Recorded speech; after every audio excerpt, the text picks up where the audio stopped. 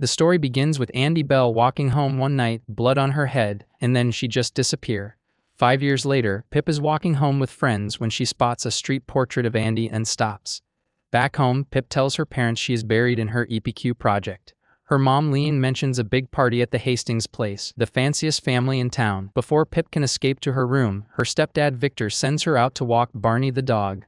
On that walk, she catches a group of kids scrawling slurs on the Singh family's front door. A memory flashes, young Pip at her school locker, watching Andy stroll past with Sal Singh trailing behind her. Back in the present, Pip waits by Andy's portrait and meets her best friend Kara. She lays it out plainly. She is going to uncover what really happened to Andy. Kara pushes back. The case is closed. Sal confessed, then killed himself. Pip refuses to accept that. Sal was a good person. That night, she builds a murder board, pinning press conference clips, news reports, and one key detail. Ravi Singh, Sal's brother, was the last person to see him alive. Next morning, Pip spots Ravi during her dog walk and moves in. She shows up with muffins. He listens. But the moment Andy's name leaves her mouth, Ravi shuts down and tells her to go. Pip wanders deeper into the woods where Sal's body was discovered and stumbles upon a hidden cottage with Andy's name scratched into the walls. A figure darts through the trees. Pip freezes, thinking it is Andy. It is not. That afternoon at Kara's house, Pip asks about Naomi, Kara's older sister. Kara warns her to stay away. Naomi is still raw from losing Sal. Pip slips out for a snack and ends up in Naomi's room instead, where a photo catches her eye. Naomi, Sal, Max, and Jake all together. She finds Naomi downstairs and keeps it casual. Things have been going missing around the house, Naomi mentions. Pip steers the conversation toward the night Andy disappeared. Naomi says Sal was with the group until 10:30 that night, but Pip already knows he did not get home until after 12:30. A sharp guy with a 2-hour gap and no explanation. Their talk ends when Kara and Naomi's father Elliot walks in from a tutoring job. Pip digs through Naomi's social media to map out that night's timeline. She texts Max, nothing back, so she convinces her mom to get her a serving job at the Hastings party. That night, she corners Max alone in the basement.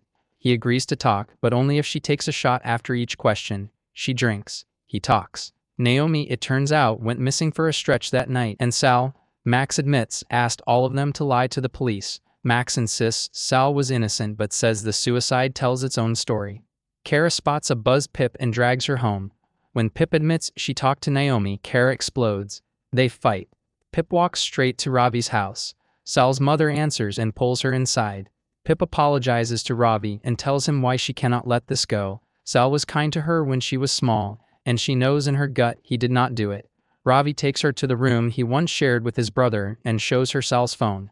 Something is off. The grammar in the confession text does not match how Sal actually typed. Someone else sent it. Pip takes the phone home. She scrolls through Sal and Andy's messages and finds Sal telling Andy to stop. Stop what, exactly, she does not know. A memory surfaces. Andy in the woods, saying sorry to Sal.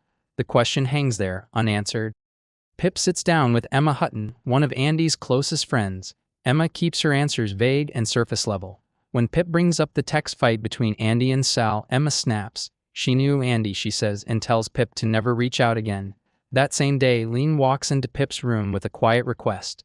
Leave the Bell family alone. They are still grieving. Pip listens, then mentions she has been looking at colleges. A text from Ravi comes in and they agree to meet.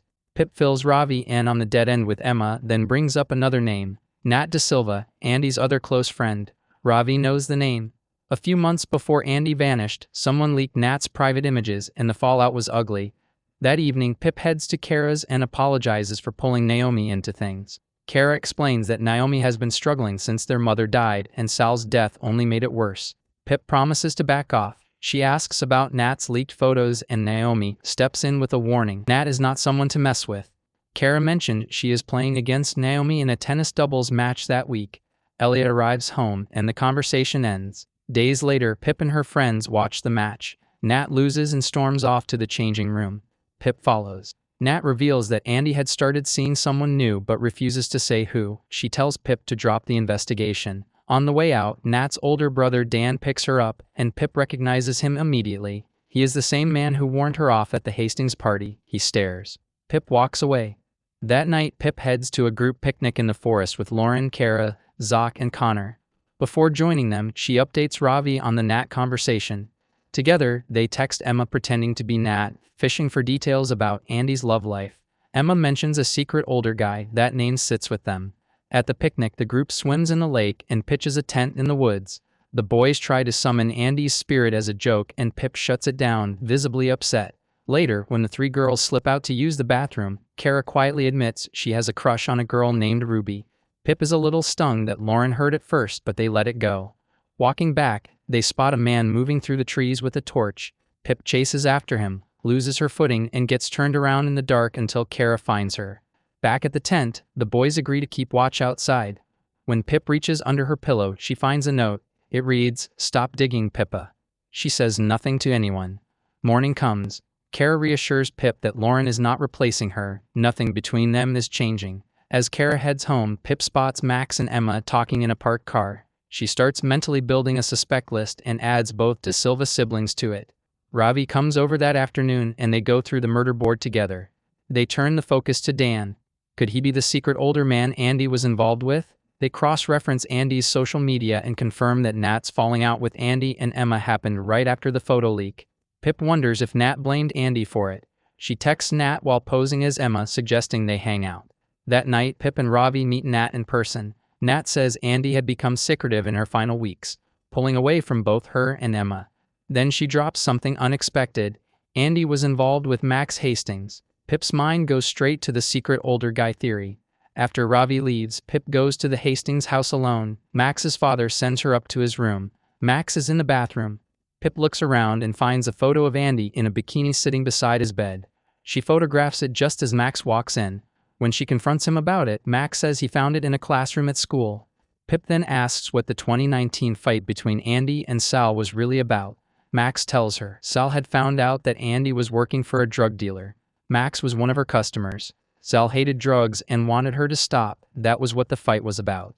She wonders where the dealer Andy worked for, and it might be found at a high school party called the Calamity. Pip tells her friends she wants to get into a Calamity party before graduating. Zoc and Connor shut the idea down immediately. These parties are invite-only, completely closed off to outsiders. Pip plays it up anyway, acting like it is a dream she cannot let go of. The girls start working the school hallways for information. They piece together that a party is happening that weekend. Pip spots a popular classmate and makes her move. She pretends to help him with his phone and quietly lifts the party location from it. The address is hidden in a code: Black Banana Bears. After class, Pip and Naomi puzzle over it together until Elliot steps in and cracks it for them.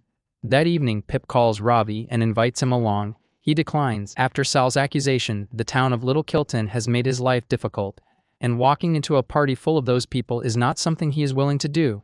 He tells her to be careful with the dealer. The weekend arrives. Kara helps Pip get ready and her parents remind her to stay away from alcohol and drugs. At the party, Pip scans the room for the dealer Max mentioned, but ends up stuck in a group game. She notices a boy named Dylan using drugs nearby and decides he is her way in. She pulls Dylan aside and asks if he can take her to the dealer. He does. The dealer is a guy named Howie, tucked away in a hidden spot. Pip asks about Andy. Howie tells her Andy used to buy weed, ketamine, and Rohypnol for her clients. Pip freezes when she hears Rohypnol, an illegal substance used to harm people. She pushes for more. Howie mentions that Andy stashed her drugs and a burner phone inside a soft toy. When Pip asks if Howie had anything to do with Andy's death, his reaction frightens her and she bolts. Outside, Dylan corners her and tries to force a kiss. She tells him to stop. A girl appears and steps in, pulling Pip away. She tells Pip these parties are dangerous and she needs to be more careful. Pip goes home shaken, saying nothing to her friends. She crawls into her little brother Josh's bed that night. Ravi calls to check on her and apologizes for not being there. Then a threatening text arrives. Whoever is watching tells her to stop the investigation. Pip and Ravi spread out the drugs they found in Andy's soft toy and study the note tucked inside. It is a coded list. Andy's clients, each one paired with what they bought from her. Decoding it has to wait. Pip has a practice interview at Cambridge and she barely makes it on time. Elliot is there watching. When the interviewer asks about her EPQ, Pip pivots on the spot and says she is covering feminism in Gothic novels. Elliot visibly relaxes. Back at school, Pip sits through a meeting for the class of 2019 reunion party planning committee. While the others debate whether anyone will even show up, Pip is quietly picking apart Andy's coded note under the table. That is when she notices it. The paper is a hotel memo pad. She texts Ravi immediately. At home, she tells her parents she has a new lead and is going to the Ivy House Hotel with Ravi. Her mother tries to stop her. Pip goes anyway. In the car, they talk through the possibility that Andy was meeting the secret older guy there and even entertain the idea that Andy might still be alive, hiding at the hotel. At the front desk, the concierge confirms Andy was there recently but refuses to hand over the old guest register. Pip sends Ravi to trigger the fire alarm. The concierge rushes off to manage the guests. Pip grabs the register and the two disappear into a room upstairs. Alone together, things get a little awkward. Pip gets distracted by the bathroom tiles. They are the same as the ones visible in the background of Andy's bikini photo from Max's room. She and Ravi slip out of the hotel and grab food. Over the meal, Pip flips through the register and finds an entry in Andy's handwriting, logged under fake names. There is a moment between them as she watches Ravi attack his pancakes. That night, Pip goes home relieved to find her mother waiting. Back in her room, she tries the phone number Andy wrote down. No answer. Then she sees it. Another entry in the register. Her father's name Victor. The next morning, Pip confronts her mother. Leon reveals that Victor had told her he was visiting his own mother during that period, but she later found out that was not true. It happened during a rough stretch in their marriage when Victor pulled back from the family. Pip asks her mother how she could have believed him. Leon does not have a clean answer. Victor comes to Pip's room that evening and tells her he was not cheating. Pip does not want to hear it. Still raw, she drives to the lake and finds Ravi. She tells him about the interrogation video Dan showed her. Saul losing his temper during questioning. It shook her. Ravi fires back without hesitation. Saul was in love with Andy and was being accused of killing her. Of course he broke. That is not proof of guilt. Then Pip admits the part she has been carrying the longest. She was there that day at school. She was the one who told Saul where Andy was. If Saul really did kill her, Pip led him straight to her. Ravi goes quiet when he hears it. Then he stands up and leaves, telling her she is no different from everyone else in this town, blaming the brown guy and turning him into the villain. Pip sits alone.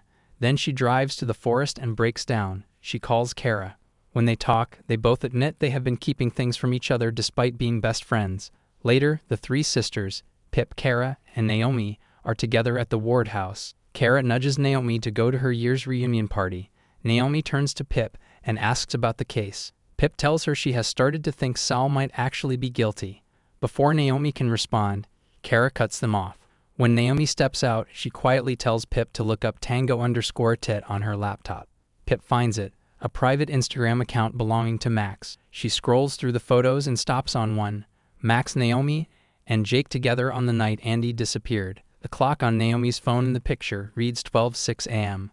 If all three of Saul's friends are in the frame at that hour, the only person who could have taken the photo is Saul himself. He was with them. His alibi holds. Pip tries to call Ravi. Nothing. So she goes to the reunion party herself. Beckett is there, speaking to the crowd on her family's behalf. Pip finds Naomi and asks her straight. Why did she lie about Saul's alibi? Naomi pulls her away from the room. Becca and Max both watch them go.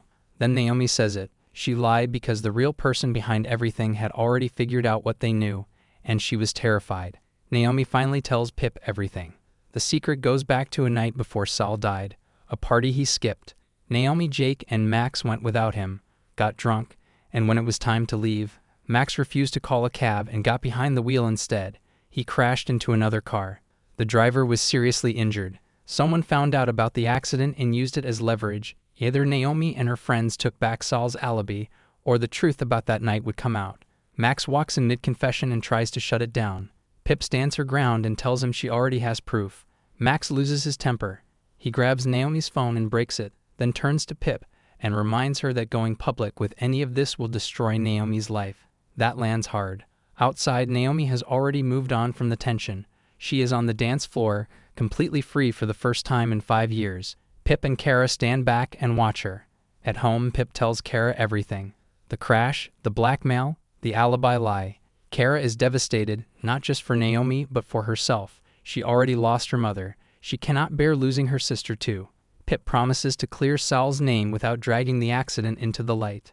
That night, Victor comes to Pip's room. He tells her the hotel stay was never about anyone else. He was drowning in work and needed to step away before he lost everything. Pip believes him and hugs him.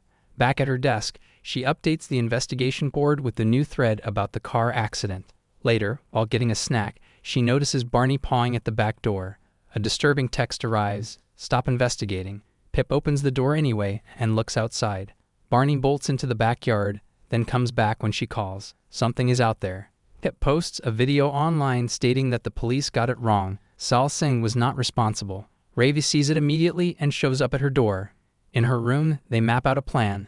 The video is bait. If the real person behind everything thinks they are about to be exposed, they will reach out.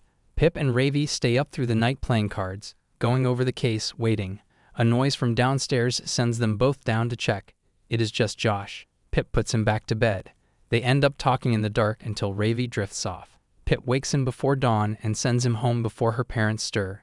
He hugs her on the way out and tells her to call if anything happens. Josh's birthday arrives. The stalker texts again. Consequences are coming for the video. Pip calls Ravi to make sure he is safe. He is fine. Mid-celebration, Josh goes missing for a moment and Pip panics before finding him outside cutting his cake. That evening, Barney is gone. Pip releases another video, walking back her claims, saying she has no real answers, hoping whoever took Barney returns him. The whole family searches the forest. Pip gets home first. Barney is there. He is gone. It appears he drowned in the lake. They bury him in the backyard. Pip is gutted, but it shifts something in her. She is no longer just investigating for truth. This is personal. She goes straight to Dan at the police station and lays out what she knows about the hit and run. She threatens to take it public unless he talks. Dan breaks. He tells her he was secretly involved with Andy, and she was 15. Pip calls it an inappropriate and illegal relationship involving a minor. Dan tells her Max found out and used it to blackmail him into helping cover up the crash. So Max was behind the alibi threat all along, but someone else must have been blackmailing Max. The thread tightens. Pip goes back to Ravi. He tells her to stop. The person behind this drowned a dog. It will not stop there. He reminds her of everything she has waiting for her. Cambridge, her future. Pip hears him but cannot let go. Lean drives her to school for exams. Her friends hold her together. She sits the tests. Afterwards, she is riding back in Elliot's car when her phone rings. The number saved as secret older guy. She answers. It is Naomi, calling from her father's old number. Elliot's number. The air in the car changes. Pip keeps her face still. She leaves her phone behind in Elliot's car when she gets out. At the Ward house, she pulls up the print history on Elliot's computer and finds it. The exact note that was slipped under her pillow in the tent. She tracks her phone and sees it moving toward the Ward family's old ancestral home, a place Kara says was sold years ago. Pip texts Ravi. She thinks Andy is alive and Elliot has her. She asks him to call the police. She hugs Kara and drives to the address alone, turning over every memory of Elliot in her head. The tutoring sessions, the fatherly warmth, all of it reframed now into something darker. Elliot's car is parked outside. Pip confronts him. He does not deny it. He tells her about Andy, the tutoring that turned into something else after his wife died, the few times it crossed personal boundaries, and how it ended once Andy got together with Saul. Then Andy came back.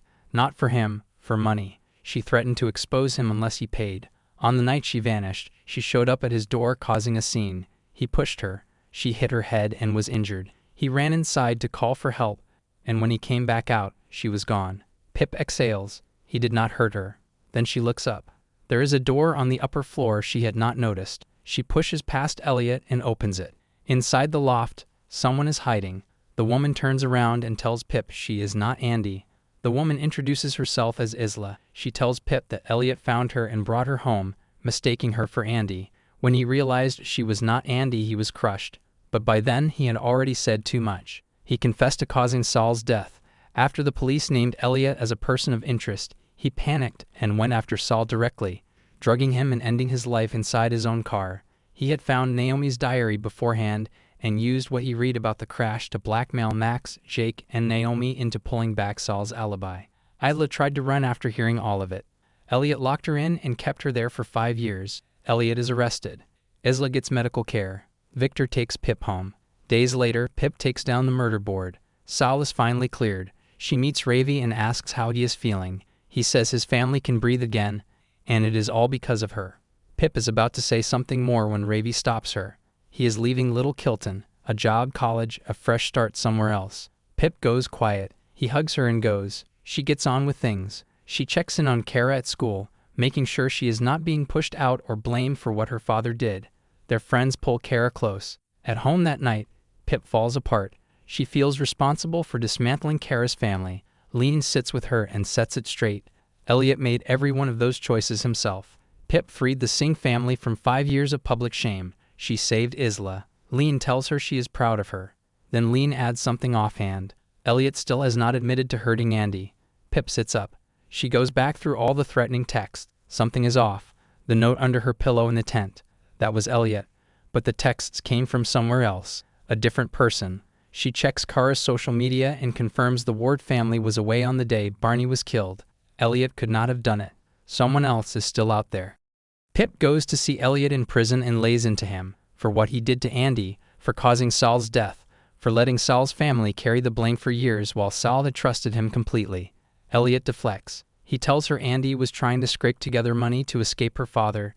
Jason Bell was controlling and had taken everything she saved. He also tells her he saw Jason driving a blue van on the night Andy disappeared. Pip goes straight to Ravi. He is packing. He gets frustrated when she brings up Elliot and tells her no. He is done. Pip goes alone. She finds Jason Bell's garage and looks for the van. Jason spots her and gives chase. The girl from the calamity party, Jessie, appears out of nowhere and pulls Pip to safety. Jessie tells her something that reframes everything. Becca was taken advantage of by someone at one of those parties in 2019, just before Andy and Sal died. Pip goes back to Andy's coded list. The client marked TT bought Rohypnol. She works it out. TT is Max. She calls him and records the call as he casually admits to being with Becca at a party while she was drugged and unconscious. He calls it being together. Pip calls it a serious assault. She goes to the Bell house to confront Becca. A memory cuts in. Andy injured after Elliot's house, making her way home that night. Back in the present, Pip tells Becca she knows what happened. Becca invites her in and makes tea. As they talk, Becca tells Pip everything. Max took advantage of her at a party. She told Andy. Instead of standing by her, Andy asked her to stay quiet. She had sold Max the drug and could not afford the exposure. On top of that, Andy was planning to leave for Oxford the very next morning, just disappear and leave Becca behind. They fought in the living room. Andy hit her head and lost consciousness. Becca watched as Andy stopped breathing. Pip feels the room tilt. The tea. She realizes too late that Becca put Rohypnol in it. She tries to tell Becca she is not a killer.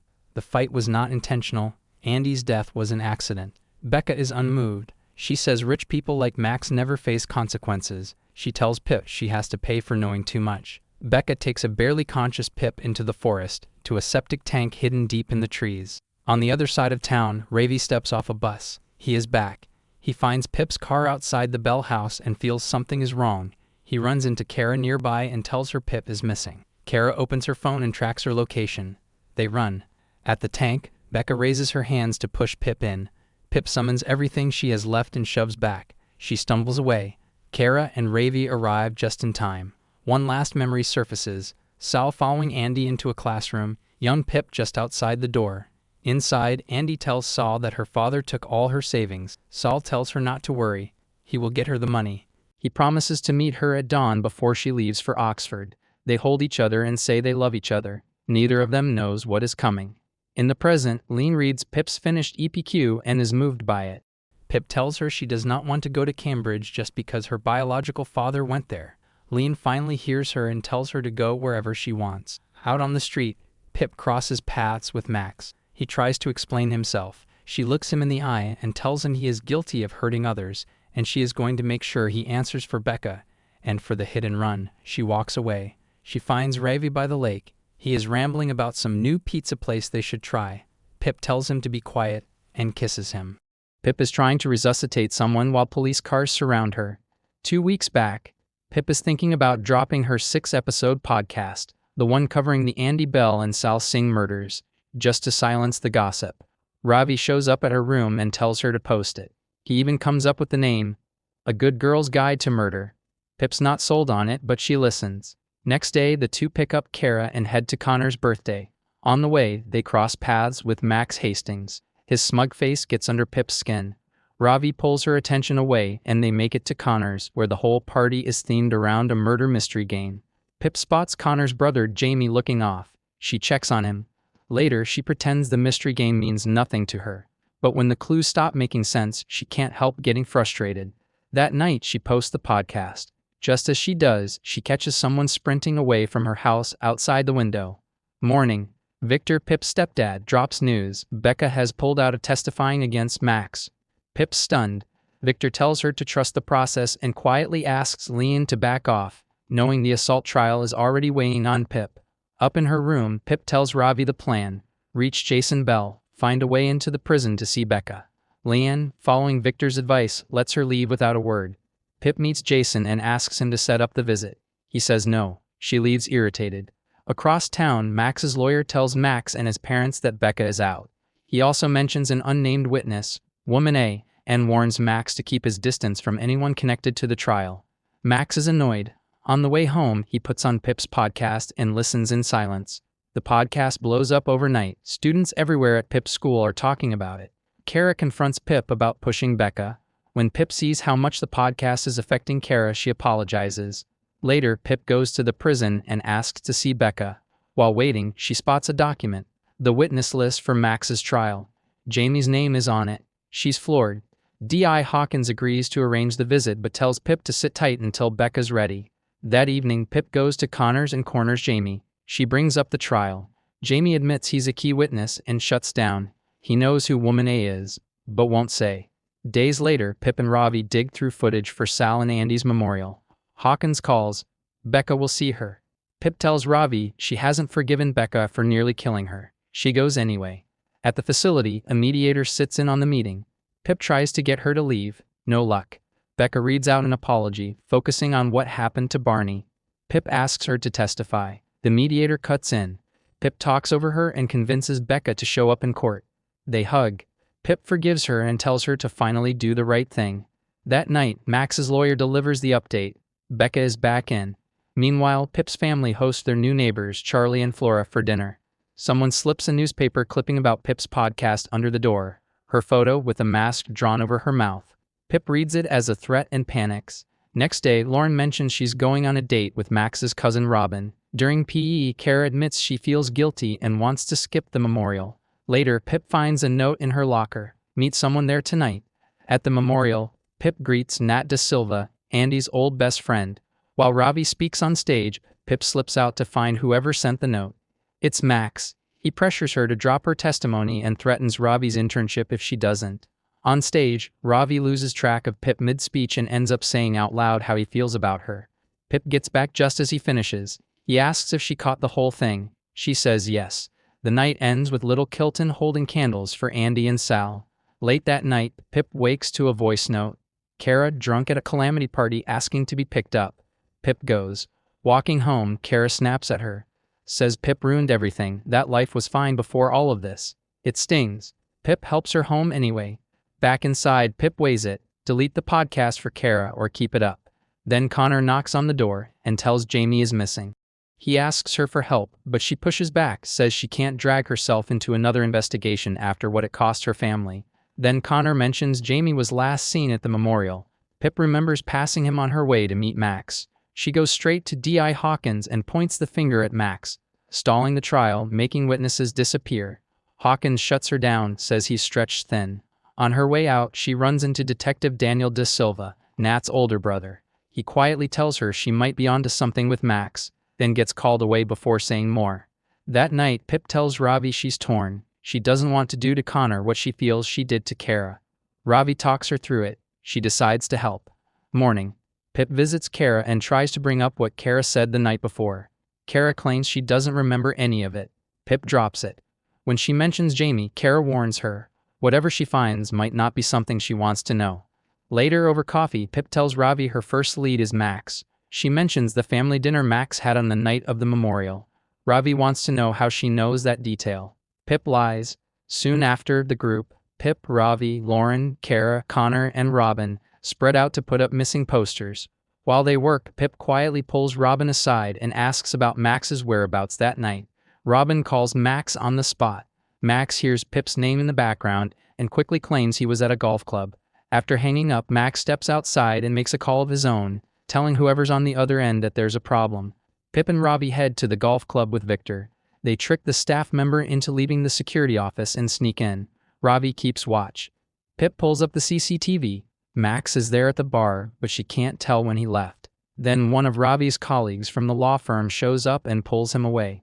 Pip slips out just in time. Ravi apologizes and tells her he meant every word of his memorial speech. Pip barely registers it. Her head is already somewhere else. Back at Connor's, Pip lays out what she has. Jamie is a witness in Max's trial. Max's alibi partially holds.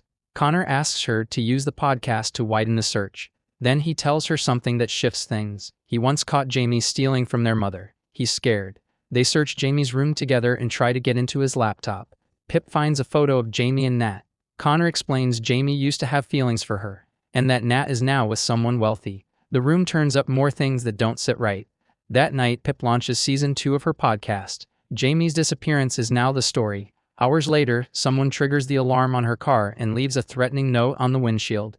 Pip rushes to Charlie next door and asks to check his security cameras. Nothing useful shows up. Before her witness hearing, Pip talks through Jamie's case with Victor. Then a voicemail comes in from a podcast listener. The caller says Jamie was spotted arguing with a blonde woman at the memorial. Pip's mind goes straight to Nat. She tells Ravi, then heads to Luke's house to confront them both. She starts asking questions. Luke cuts her off, pushes Nat to back his alibi, and tells Pip to leave. Outside, Nat catches up with her. She tells Pip Jamie has relapsed. Drugs again. The argument at the memorial was about that, nothing more. Pip takes it in and heads home to get ready for court. In court, Becca takes the stand and describes what Max did to her at the calamity party. Max's lawyer hits back hard, dragging up Becca's role in Andy's murder, questioning her memory, her credibility, everything. Becca holds her ground as best she can, but the lawyer keeps pushing until her words start to lose their footing. Meanwhile, Charlie asks Pip to look at footage from Connor's birthday party. On screen, Jamie is seen slipping into one of the rooms when no one is watching. Then Flora mentions a missing bracelet. Pip reaches into her pocket. It's the same one she found in Jamie's room. She hands it over, more confused than before. Pip is getting ready for the hearing when Ravi shows up. He skipped work just to be there. He helps settle her nerves before she's called in. She finally tells him she feels the same way. In the courtroom, Pip testifies against Max. She says she believes he's guilty because he admitted it to her over the phone, and she brings up Becca's account of being drugged and assaulted. The defense fires back, suggesting she's misremembering. Pip says she has a voice recording. The judge tells the jury to disregard that. The defense paints her as obsessed. Outside, Max is smug. Pip leans in and tells him she'll share that recording with his mother. He goes quiet. Moments later, he's reassuring his mother that Pip is lying. Later, Pip and Ravi sit down with Connor to work through the Jamie puzzle. Why would he break into the Greens' house for a cheap bracelet? Pip reveals she's already reached out to Howie Bowers, local drug dealer just out of prison, suspecting Jamie had contact with him. Then Connor's mother, Joanna, walks in holding something. It's Jamie's sweatshirt, blood-stained. She says he wore it 3 days before vanishing. The same evening, Pip had dinner with the family. Pip studies the group photo from that night and notices a knife missing from the block. Joanna panics. Ravi steadies her. The three head out to find Howie. On the way, Pip clocks Stanley, the golf club guard, nearby, suspicious. Connor plays the role of a buyer and probes Howie about Jamie. Howie says he hasn't seen him in ages. As they walk away, Howie grows uneasy and comes after Connor. Pip and Ravi step in before it gets ugly. On his way out, Howie tells Pip to remind Kara she still owes him for MDMA she bought. That night, Max corners Robin and accuses him of siding with Pip. He orders Robin to steal her phone. Just outside the room, Max's mother is listening. For the first time, doubt crosses her face. Pip goes to Kara. She confronts her about using drugs to cope. Searching the house, she finds drugs in Kara's jacket and Jamie's portable charger tucked beside them. Pip remembers seeing it at Connor's birthday party. She demands to know where Kara got it. Kara says she picked it up at the calamity party. Pip is furious she kept that quiet. Kara snaps back, accusing Pip of treating the investigation like it matters more than people. Pip reminds her, 72 hours gone means Jamie's odds are dropping fast. Across town, Max is tearing through his room, clearing out hidden drugs before his mother finds them. Pip records a new podcast episode, the bracelet, the blood-stained sweatshirt, the missing knife.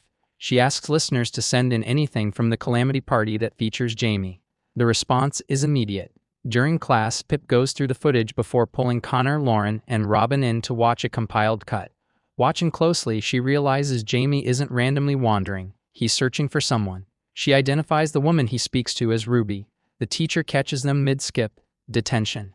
Meanwhile, Nat, revealed to be Woman A, testifies via video call, describing what Max did to her at a calamity party.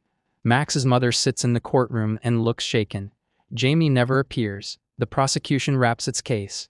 Later, Pip finds another clip, Jamie on the phone. Robin is lurking, looking for his moment to grab her phone. He doesn't get it. Then Pip spots Ruby nearby and moves fast. She corners her and asks about Jamie. Ruby explains, Jamie was looking for someone named Layla. He thought Ruby was her. Wrong person. Pip puts it together immediately. Someone has been using Ruby's photos to create a fake identity.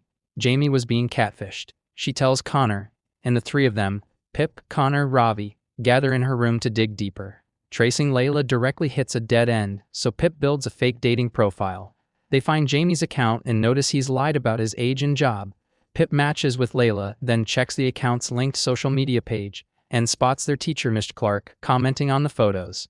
The account was created 7 weeks ago. Pip fires off a message from a burner. Elsewhere, Max discovers his hidden drugs are gone. Then he realizes his mother is too. Panic sets in. Back at Pip's, Lauren and Robin arrive.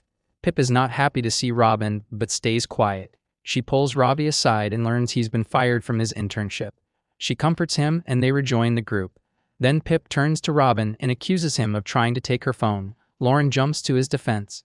Then the burner account lights up. Layla has replied and she uses Pip's real name. The message is simple.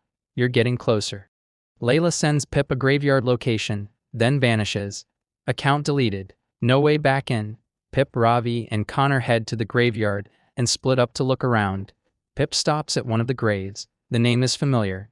Then it clicks. It matches something from the note Jamie left in his room. She finds a bouquet placed there for Layla and tucked inside it a thick roll of cash. Connor notices something else. The note Jamie left is written in backward spelling, just like something Ravi used to do. Then Stanley walks in. He admits everything. Max forced him to doctor the CCTV footage from the night of the memorial, fabricating an alibi from scratch. Stanley says he's coming forward now because he's convinced Max is planning something far worse. That night, Rosie, Max's mother, comes home and faces him. She found the pills. She calls him a liar, a rapist. She threatens to hand over everything to the police. She says she's done and she's leaving. Max breaks down and begs her to stay, promising to plead guilty if she does. Meanwhile, Pip tracks down Daniel. She confronts him about Max and Jamie. When she spots blood on the passenger seat of his car, she freezes. But Daniel says it's his. He confesses. Max blackmailed him into threatening Jamie to pull out of the trial. Jamie punched him during the confrontation. Pip then tells him Max assaulted Nat. His sister, woman A. Daniel, is gutted. He blames himself. Pip tells him Max will face consequences. Next morning, Daniel brings Max to court. Before they leave, Pip questions Max directly about the night of the memorial. Max says he met Howie and saw Jamie later that evening, but refuses to say what he bought from Howie. He then offers to get Ravi's job back in exchange for Pip backing off. She laughs it off and tells him to stop bringing up Sal. After Max leaves, Ravi confronts Pip about the memorial speech. She lied about hearing it. She apologizes for letting the case swallow everything. Ravi tells her he'll find another job. Mid-conversation, something clicks in Pip's head about Jamie's laptop. She rushes to Connor's house. Ravi heads to court to watch the trial. In the courtroom, Max takes the stand and blames the assaults on Sal Singh. Ravi, watching from the gallery, is furious. Pip cracks the laptop. She goes through Jamie's search history and finds repeated searches about brain cancer. Then she opens his health app and sees a recorded moment where his heart stopped, just after 12:15 a.m. That's almost exactly when Max claims he last saw Jamie. Pip sends a school-wide email asking students to help search. Later, she finds Nish Clark and brings up Layla. He admits the account matched with him on the dating app and that Layla told him she was terminally ill. Pip figures it out. Layla is a catfish targeting wealthy men. Jamie, who lied online about being a businessman, became a target. Ravi calls to tell her about Max blaming Sal in court. Meanwhile, both sides deliver closing arguments as students fan out searching for Jamie, using the coordinates from his health app. The trail leads to Jason Bell's greenhouse. Pip begs Jason to let them search the property for anything connected to Jamie. Instead, Jason vents about how Max's growing influence is destroying his business and reputation. Then Ravi and Connor find it, the knife Jamie took from his own house. Pip and Ravi arrive at the abandoned manor, the same place where they found the knife. Pip thinks Jamie could still be inside. She keeps the knife in her pocket as Connor joins them and they move in. Inside, nothing, just small drug packets, the kind a dealer would leave behind. Then voices. They freeze and hide. Pip grips the knife. They listen as Howie talks money with an unknown man, who then drives off. They chase the car. Ravi tells Pip to slow down. She won't. He grabs the wheel and forces them to stop. He points out Connor is hurt from getting out of the building, then tells Pip she's losing herself. Connor, frustrated, blames Jamie for everything. Pip, meanwhile, starts to think the man with Howie might have been Luke, Nat's boyfriend. Next day, Pip goes to Luke's house and asks Nat if Luke is threatening her. Nat shuts her down. Elsewhere, Ravi crosses paths with Max in the courthouse bathroom. Max brings up Sal. Ravi's furious. Then Max's lawyer steps forward. The jury is back. Not guilty. Every charge. Ravi calls Pip immediately. She's crushed. She has a panic attack, then goes straight to Nat to break the news. She stays with her. In prison, Becca hears the verdict and falls apart. Back at school, Pip opens her locker and finds a threatening note inside. She confronts Robin and Lauren. Robin keeps defending Max. Something in Pip snaps. She grabs Robin and briefly chokes him, seeing Max's face instead. Later, her parents try to talk to her. She pushes them away too. Ravi tries. She pushes him away as well. Then Connor calls. A body has been found nearby. Pip slips out of the house despite being grounded. Outside, Charlie stops her. He listens, steadies her, and reminds her what actually matters. Elsewhere, Max drags his mother to a restaurant to celebrate the verdict, then posts a photo online. Pip sees it. She uploads the recorded call, Max's own voice, confessing what he did to Becca. Then she goes to the Hastings house and writes it across the wall. Rapist. When Max and his family arrive home, they see it. Robin also tells Max the recording is already spreading online. Pip finds Ravi and apologizes. She tells him she's exhausted, tired of holding herself together while everything keeps breaking. Then she tells him she loves him. They kiss. Ravi tells her he said all of this during the memorial speech, the one she missed. Later, they're together in her car. Morning. Connor calls. The body isn't Jamie. Relief. Pip and Ravi go to Luke's. Nat is packing. She's moving out. She tells them Jamie tried to stop Max from assaulting her at the party. She's certain Jamie would never skip testifying. He genuinely wanted to help her. She also reveals Luke wasn't home the night Jamie vanished, and that Luke had been in contact with Layla too. Pip and Ravi confront Luke. They offer him the £900 Jamie owed him in return for the truth. He gives in. He met Jamie, believing him to be Layla, on the night of the memorial. He also remembers Jamie saying 3 words, child, brown, and sick. Pip goes still. Then it hits her. Child Brunswick. She explains to Ravi. Serial killer Scott Brunswick used his own son, known as Child Brunswick, to lure and abduct children. Scott was later killed in prison. His son would be around 29 now. It clicks. Layla has been hunting Child Brunswick. She reached out to Daniel, Mr. Clark, Luke, and Jamie, all because she believed Jamie was also 29. She thought he was the one. Pip lays it out for Connor. Jamie figured it out and started helping Layla track the killer's son down. The only way to find Jamie now is to find Child Brunswick first. They look at everything again. Howie knows something. And Stanley, he keeps appearing at exactly the wrong time. Stanley might be Child Brunswick.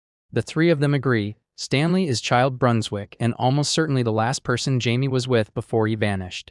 Pip lays out the plan. She'll go to Stanley herself, posing as Layla Med, while Ravi and Connor break into his apartment to search for Jamie. Ravi pushes back. He doesn't want her going alone and tells her to bring Kara. Pip apologizes to Kara and Kara agrees to come. That night, Ravi texts Stanley pretending to be Layla. It works. Stanley leaves the apartment. Ravi and Connor get inside and find Jamie locked in a room, alive. Meanwhile, Pip ignores the plan and walks into the manor alone. She drops the act immediately and tells Stanley she's not Layla. She's looking for Jamie. Stanley opens up. He says Jamie had been working with Layla and tried to kill him.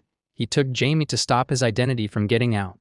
He insists he's not his father. He never hurt anyone. Pip listens and actually understands. She sees how much he's carried because of what Scott Brunswick did. Then the door opens. Kara walks in with Layla. Except Layla is Charlie, their neighbor. Charlie explains everything.